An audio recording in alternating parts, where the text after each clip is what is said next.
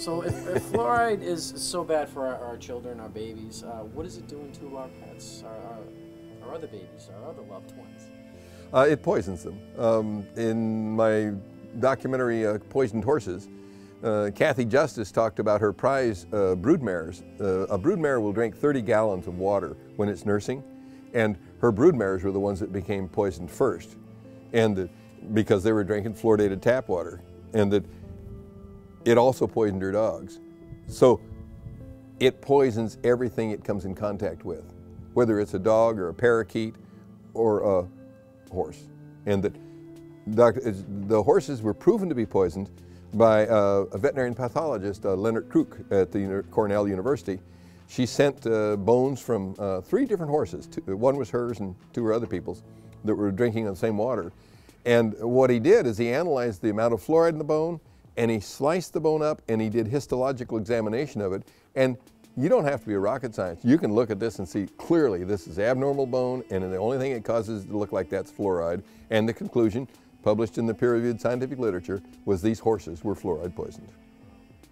Yeah, how many pets do you hear of people, having hip dysplasia? Oh, well, the hip dysplasia is always associated with it.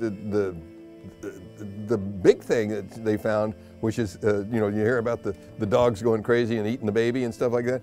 Well, they had a horse that they didn't tell me about this till after I'd made the video, is that they had a horse named Sienna, which Wayne, whenever he walked by, the horse would try to take a chunk out of him. And a horse can bite pretty hard, those horse teeth, they're not friendly.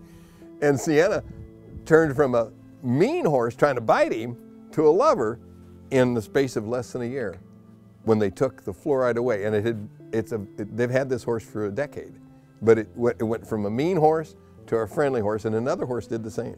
And so you can see it hurts Wayne. He says, I almost thought of selling him. But that was his. How did they remove? What did they use? Well, Kathy, how'd they remove it from the water? They went over and got water from the river.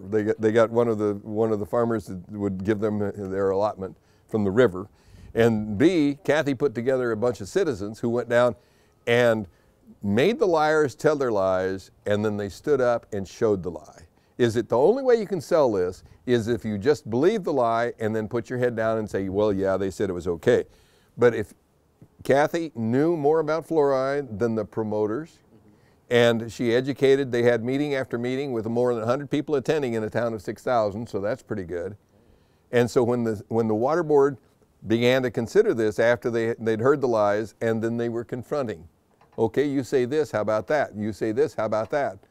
Is the product actual fluoride or is it hydrofluorosilicic acid, et cetera, et cetera, et cetera. And the time they all done, she showed the water board the autopsies of her prize horses and asked them, do you know how much that horse was worth?